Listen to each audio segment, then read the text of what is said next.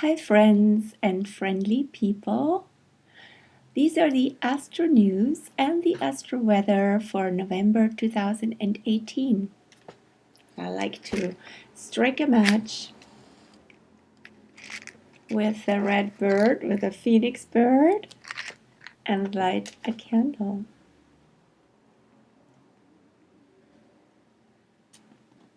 Because we are not quite moving into the pre-Christmas season, but November is huge astrologically because Jupiter will move over the Phoenix Point into Sagittarius, which is the sign, the astrological sign of the candlelight, of the heart light that takes us through the darkness into the return of the sunlight with winter solstice. And so this whole year that will start on November 8th and goes until early December 2019 will have a signature of Jupiter in Sagittarius.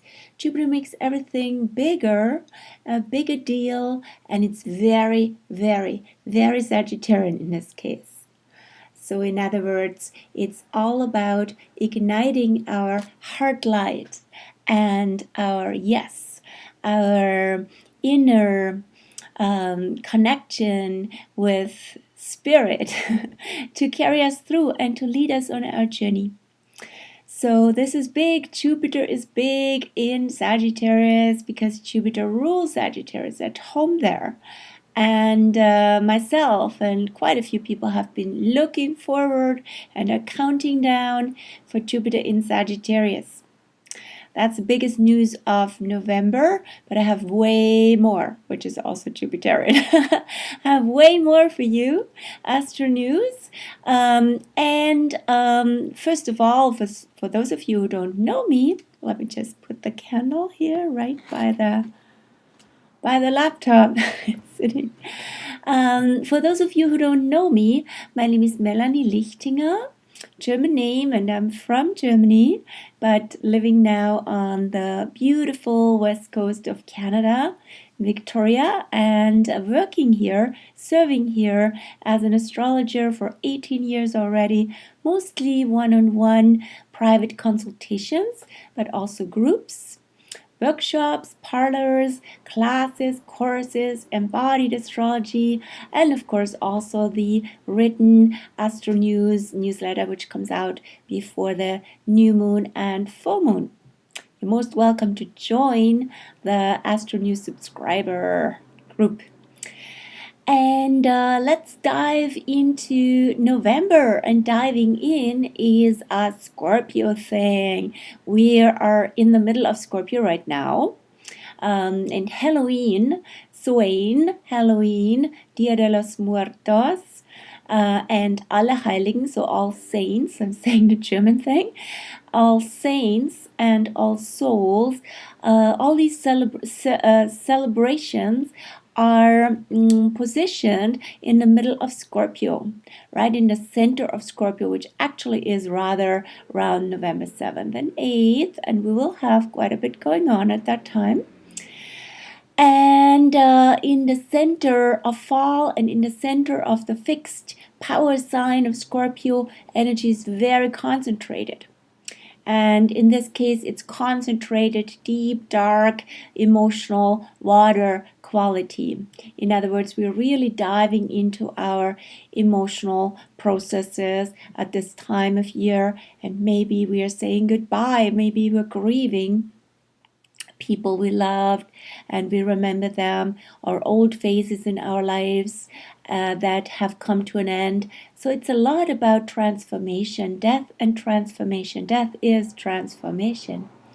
And to be with that and to go into our emotional field with that is very scorpionic. So for lots of us, very scary, of course, right? And the whole point would be to not get stuck in the dark and get stuck halfway through, but actually go all the way through. And this year we've had Jupiter in Scorpio coming to an end now, as I said, and that started last October, 10/10/2017. Jupiter dove over the tipping point from Libra into Scorpio. So it's been a very, very Scorpionic year. And of course, we've seen at the beginning and at the end, especially politically, in the news, in the US news especially, originating big themes that needed to be processed. What was going on behind the scenes otherwise. I'm referring to Me Too, and I'm referring also to the latest scandal around the nominations for the Supreme Court. And the testimony that was presented really bravely regarding sexual abuse. So all these things are referring to power dynamics, referring to what's been going on behind the scenes, behind closed doors, and in the underworld, in the underground, has been big, and hopefully a lot of us has been revealed with Jupiter. Jupiter is like a magnifying glass, having shown us what's going on, where usually things are covered up. And now the energy shifts with Jupiter going over what I call the Phoenix point, Phoenix out of the ashes. And there is a lifting, a shifting, movement upward, onward. I'm wearing a Phoenix color here today, sort of semi-intentional and now more intentional. We have burned off a lot, and we are coming through. It's a quality of rebirth and regeneration, and a quality of having moved through a deep, dark processes. What is the wisdom with Jupiter and Sagittarius that we've gained and that we are now sharing with the world, and we're speaking our truth, and we are moved from this process, and we're moving forward. We're moving in a direction that really calls us, and we are not just moving towards, we are also coming from the heart, because that is always the most powerful, and what sustains, where we come back to, where there's energy, spirit, heart fire. This is very Sagittarian. So everything inspiring, everything calling, everything actually, because it's spirit, fire is spirit, it's not matter. So we don't have evidence yet. That's the whole point. So we are trusting, we are having a sense of inspiration and a sense of inner knowing. And so to go with that, and that's also called adventure. On that point from Scorpio to Sag is an adventurous energy. So maybe some of you are really into adventurous endeavors these days. And that is supported with Jupiter. And so let me just point out a few. I get carried away when I talk about Jupiter and Sag. We're Sagittarian abundant, but I don't want to make this clip here excessively long. There's a lot to cover when it comes to November, so let's dive in. And as I said at the beginning of November, of course, always Halloween, Samhain, that transition from October to November. But we will have on November 7th, the actual center of Scorpio, a new moon. And this is one of our stations in November, because there will be three concentrated dates where there's a lot going on astrologically. So the first one would be November 6, 7, and 8, and get back to that in a second. The second one is November 15, 16, and the third is November 22nd to 27th. So as you may call it, like three power spots going on here astrologically in the weather of November. And of course, I always make references also to the Astro Medicine. So in other words, what would be a way of aligning with that weather that is healing and reconnecting and for all of us a quality of a teaching maybe, and it's mostly about alignment, because then also the energy can flow so much easier rather than when we resist and have sort of our own way coming from the ego. Yes, so let's go back to that first phase, November 6th, 7th, and 8th. November 6th, the first station, that is the day of Uranus going back into Aries. November 7th will be the new moon in Scorpio, and November 8th will be the day when Jupiter enters Sagittarius. So that's three major things, right? So Uranus going back into Aries.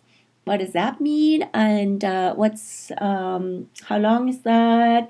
So Uranus has been already in Aries since 2011, and it's usually like 7.5 years in a sign.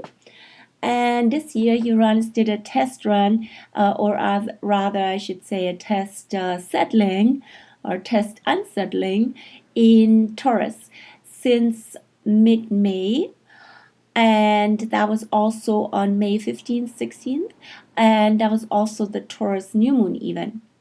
And now Uranus going retrograde presently until December, or is it until January, early January? Just a sec, early January it is. So Uranus is going retrograde, and as it's going retrograde, going over that cusp from Taurus back into Aries. And how long is that going to be? Until March 7th. So over the mid-fall until almost spring. And in Aries, where Uranus has been, we already have lots of experience with Uranus in Aries, so this is a wrap-up phase. The energy is much more accelerated, and new endeavors that are experimental and innovative are very supported. Maybe you want to catch up with and reconnect with projects you had in mind that, because of the acceleration of everything, always new stuff popping up, right? So you might not have even followed up on those.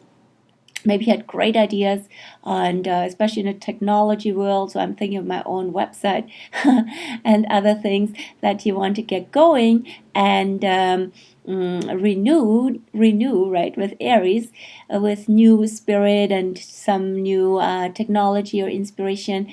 You can reconnect with that. So for that, it's excellent, and it's also a good time to be clearly aware of your own free-spiritedness with Aries. It's your life. You are the one, and do and move forward or reconnect with what actually really speaks to your spirit, to your free spirit. It's opposite Libra. So I had yesterday a client who was born end of Libra, right? So with Uranus opposite his sun. And he said, wow, I like to make all these arrangements with people, which is the Libra way. Late Libra is very strategic, a lot of alliances and coordinations. But I can, because lots of new stuff is popping in all the time. So actually activating in him his sense of self, and to move with spirit rather than to do things for other people.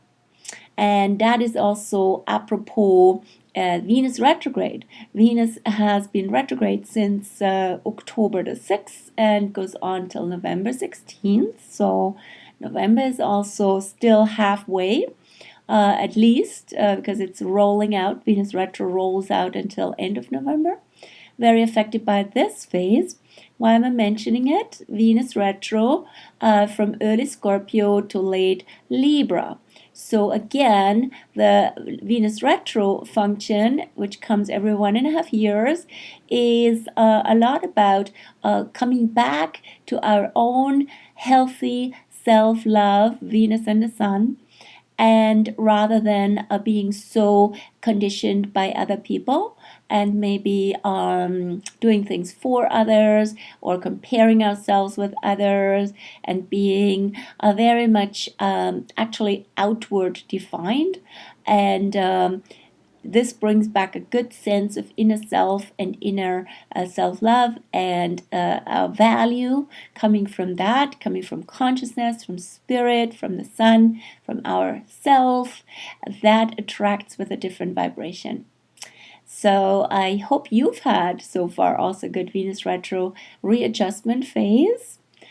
I had a few episodes being recognizable in that context. That's always a great gift of astrology, to see things from that perspective, right? So you can roll through them faster, and we get encouraged by the universe rather than being through it, doing trial and error. And it's great because when we have this reference, we can see pretty much immediately how it makes sense. I mean, I can, and usually my clients do. And then certain avenues we consider, they just fall away. It's unnecessary. We don't need to waste time and energy on these things that we might pursue, but they're cosmically not supported. So back to Venus retro and Venus piece. Then on November 7th, as I said, November 6th is Uranus going back into Aries, and Venus will be also end of November opposite Uranus. At end of November, early December. At some point then, Venus will be opposite Uranus. November 3rd is the last day. So again, clarity about what makes us joyful and happy, and how we respond to other people with that, rather than it's against them, it's a win-lose. So actually, if everybody is true to themselves and authentic is such a big piece with Aries, that is very supportive. Then in this first phase, we're still in that first phase, November 6th, 7th, 8th. November 7th is the new moon in Scorpio, in the center of Scorpio. Let me just check how long I've been talking. 17 minutes already. Okay. It's going to be probably a 30-minute thing here. Let's see. And so the new moon in mid-Scorpio, right at 15 degrees, right at the very center, which are the gates of power, as I said, the central fixed signs. Fixed Taurus a fixed sign, and Leo, Scorpio, and Aquarius. What's going on there? Energy is very concentrated, and as it's a new moon, there's a new beginning for the moon, for our lunar quality, which is actually a challenged position in Scorpio. The moon is considered in fall. That sounds very dramatic in Scorpio, not just because it's fall the season, but also because the moon is there. It falls into deep, possibly dark emotional places. And that if you judge black and white, right, and good or bad, you would say this is a bad moon. So if you have a moon in Scorpio, it's kind of sorry about you, sorry for you and stuff, right? But that's not where I come from.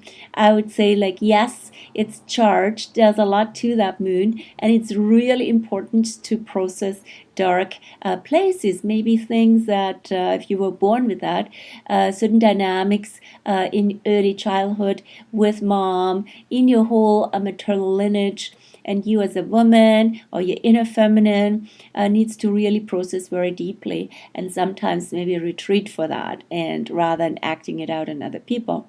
But again, go all the way through so that you come out and you feel actually regenerated and maybe detoxed. So you would have processed and eliminated a lot of things that don't serve you, that you might have, stuck to like Velcro, but it's self-damaging, right? So self-damaging behavior, feelings, all of that is coming through with a moon in Scorpio. And the new moon in Scorpio says, tap into the transformation. Magic, as it's associated with Scorpio, is of course transformation. And hopefully with that magic and transformation leading from the light and transforming through the light, and through the heart light and heart love of Sagittarius, pulling a Scorpio forward. So that is the 7th of November, which will be also the day just after the midterm elections in the United States. So very interesting that it's just the day before the new moon. They always have the election day on, I believe it's the first Tuesday in November, and it's always in November and early November. So that always falls in Scorpio. Very interesting, right? So in this case, very important midterm elections. Hopefully also having processed collective emotions, emotional effect, the emotional effect of this government on the people in mundane astrology, astrology of countries and so on, that they are represented, people are represented by the moon versus the government. And so there is change and power back to the people. That's what I would like to see with this new moon in Scorpio for the United States. And then on November the 8th, the day after, the big event happens of November. The new moon catalyzes Jupiter into Sagittarius. So actually on the new moon date of Scorpio is the last day of Jupiter also in Scorpio, because it moves on the next day over the Phoenix point into Sag. And so there's quite an uplifting energy. And usually when a planet, an outer, slower moving planet, Jupiter is not an outer planet, but it's slow moving. Usually when a planet enters a new sign at the very beginning, we will see already like a preview, like a precursor of significant related themes in society. So I'll watch for that. So where would be new inspiration and a path forward and some avenue and direction that really inspires from the heart and that moves us. And so that's the 8th, and I might do another video, or at least there will be blog post, special blog post for sure, for Jupiter into Sagittarius. So if you'd like to connect with that and activate that, come to our Astro Activation Parlour on the eve of Jupiter in Sag. So in other words, it will be on November the 7th. And you can see that on my Facebook page. There will be an afternoon and evening group where we explore in a small circle. I always like circles that are around 6-7 people maximum. Could be I even hold one when we have like 4 people. And there's sharing, connecting with that theme, with our charts. How is Jupiter in Sag relevant, and how can we all strengthen that move? So I invite you to that. And November 6th, 7th, 8th. So what's the next station of the November Astro Weather train? So that will be November 15th, 16th. So November 15th is the day when Mars enters Pisces. Another shift. For Mars, usually it's only two months in a sign average, because it has a 2-year cycle. But this year, Mars has been forever in Aquarius. Actually, since May 15th, 16th also. So it all mid-May, when Uranus went into Taurus, Mars also went into Aquarius, and they were in square with each other. And so Mars, why has Mars been so long in Aquarius? Because it also went retrograde back into Capricorn and then forward again from end of Capricorn into Aquarius. And now it's finally rolling out that Mars in Aquarius. The Mars retrograde, which you probably remember, was on end of June until end of August.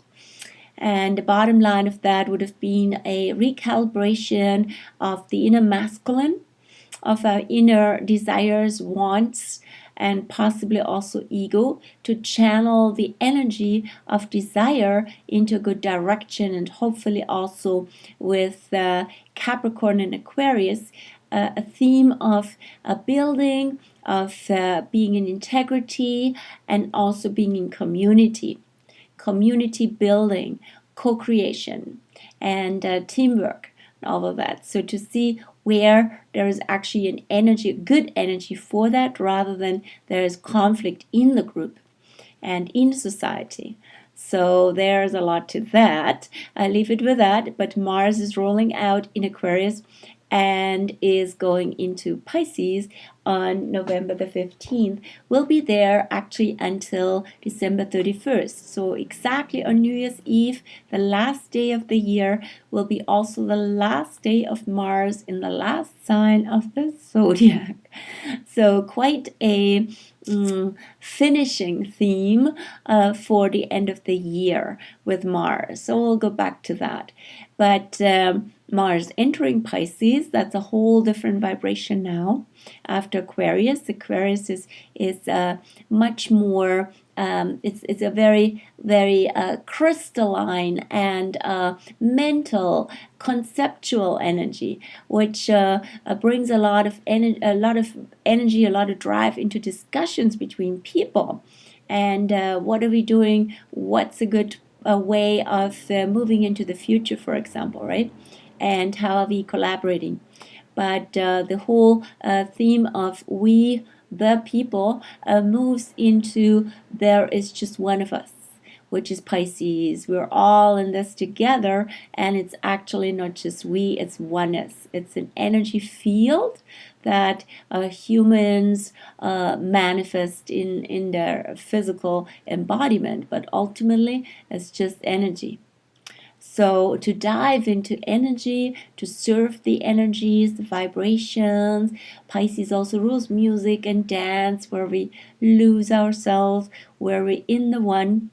And maybe we also would really benefit, I mean, we always do, but maybe especially now, feeling called and feeling moved, having the desire to be by the ocean and by a water body, and to cleanse, to bath, to really release a lot of energy. Mars in Pisces is a lot about actually not so much moving forward, but letting go.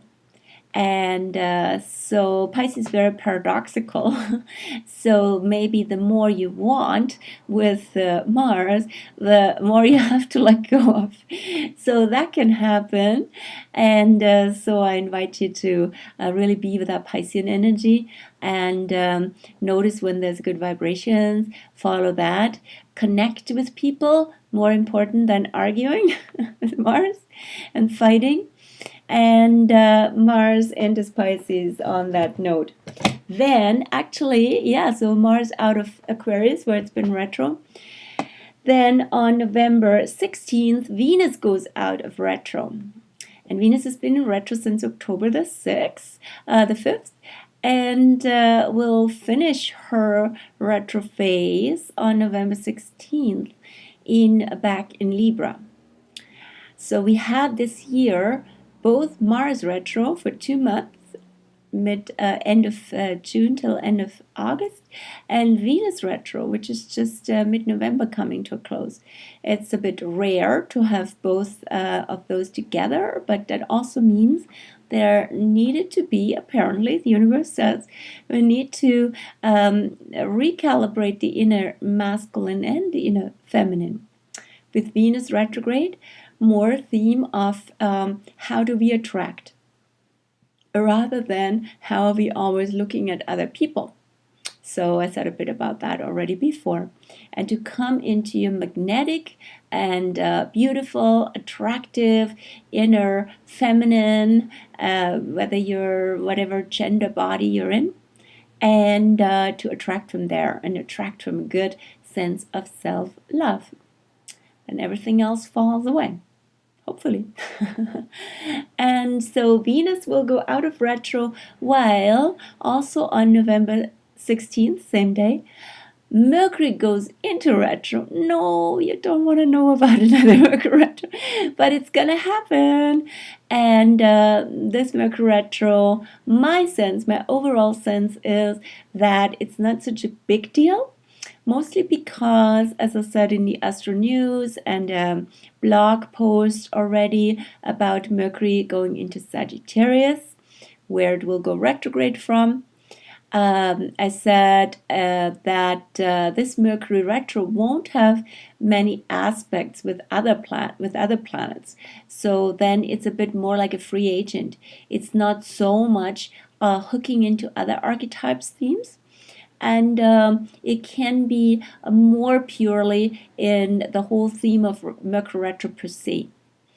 So Mercury retro will be from early Sagittarius or is mid Sagittarius. Quick look at the ephemeris.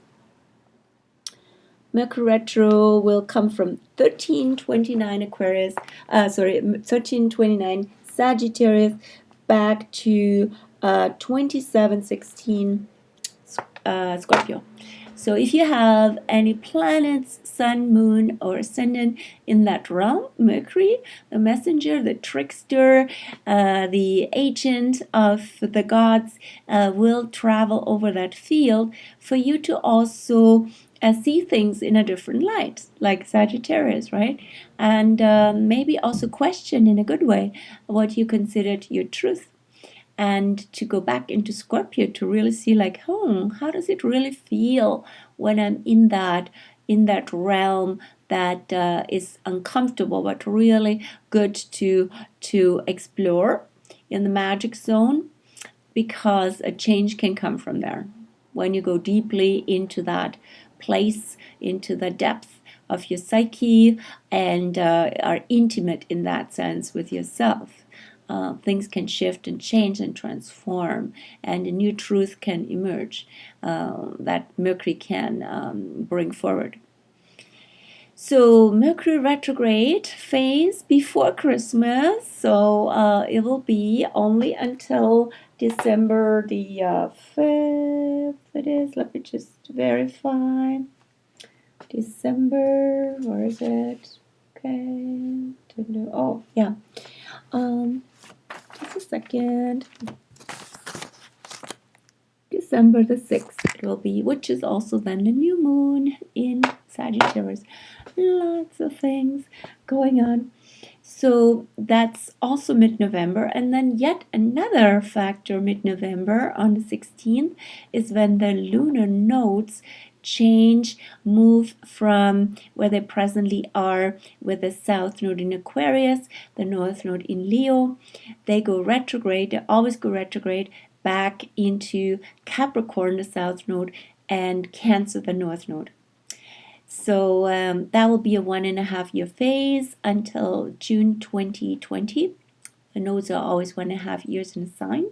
And I consider, as more like a minority of astrologers, the transits of the nodes, so in other words, what the nodes activate where they're presently, definitely also significant, especially, I mean, it's pretty common sense and consistent, because the nodes also activate the eclipses. So eclipses always happen where the nodes are, and they are basically the highlights of that nodal phase. So this much for that. I can expand on that at a different place, but the nodes go back into south node Capricorn, north node Aquarius. North node Cancer. So one very kind of an illustrative place where this plays itself out is qualities of like home for Cancer versus structure, building, construction, Capricorn. So it's not so much about how much you build, what the construction, what the structure is all about that you create. It's more about what whom do you welcome in that world, and also maybe is it a building or is it a home? On all levels, right? So also your life and in yourself, do you build yourself up to have a certain position and certain career and status with Capricorn, or actually are you at home in yourself? So there's a lot of things to consider.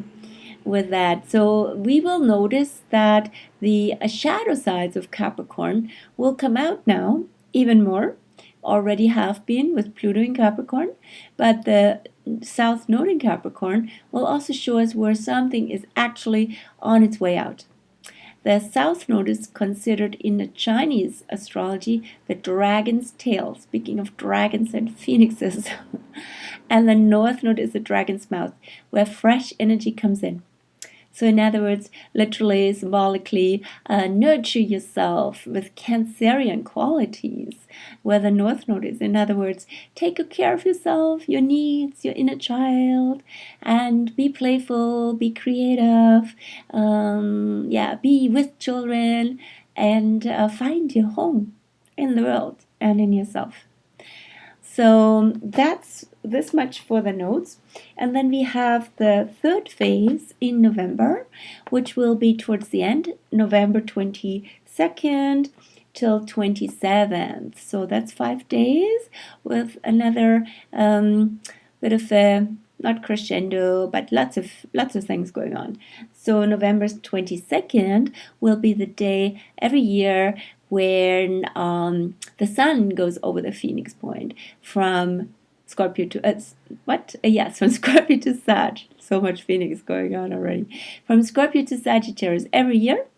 And this year, of course, as you can imagine, since Jupiter's already waiting there, coming over to the sun will meet Jupiter there soon afterwards. That will be on November 25th. Hey, what a party, right? So the two biggest bodies in the solar system together in Jupiter's own sign, early Sagittarius. That's quite something. So in other words, this is like really a boost of energy for inspiration, for the heart, for moving forward with your clear yes, and with spirit, and with your seeing the light, seeing the path. So we are already being drawn into that direction through Jupiter. Next week is a big day. And then on the let me just get all these end of November dates. Then on November 22nd, 22nd to 23rd, so the first days of Sagittarius, is also the full moon, with the moon in Gemini, of course, and the sun in Sagittarius, but barely. They're both on the cusp. And we've had actually quite a lot of cusp energy. I already spoke to that in the last Astro News video. And cusp energy, all that transition. So this one will be from Taurus to Gemini for the moon, and from Scorpio to Sagittarius for the sun. And that's the tipping point. No, what am I saying? That's the Phoenix point for the sun. And that is for the point from Taurus to Gemini. I call that a point of either body talk. That term was coined in connection with a few of my students, clients, who actually practice the modality of body talk. And this is literally an expression of Taurus, the body, and talking, communication with Gemini. So you could also call it the theme of the voice, finding our voice. Finding a voice in the world, not just the sound, which is Taurus, but also the message, which is Gemini.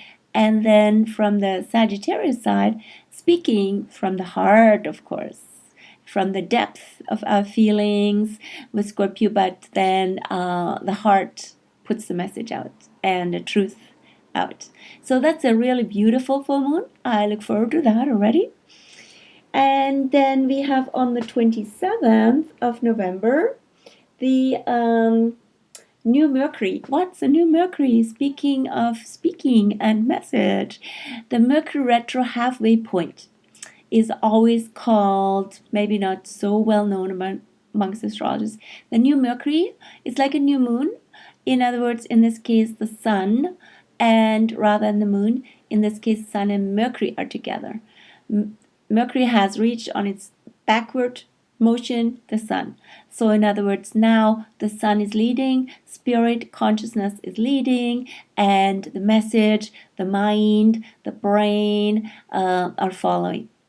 That's good, and that is the whole point of the Mercury retro phase. So often clients wonder, oh, Mercury retro, everything is taboo, not touching anything, I'm just holding off. But after that halfway point with the new Mercury, it's actually fine usually to do things, and especially in the phase right around that new Mercury. That's also when Mercury retrograde moves relatively faster than in the U-turns, which are the stormy, so-called stormy stationary phases, as Mercury goes retro or goes out of retro. So those you might want to watch a little bit, which is, as I said, November 16th until around November 16th and around December 6th. But mostly the first one, November 16th. So yeah, that's much for the month of November. That's a big month actually astrologically.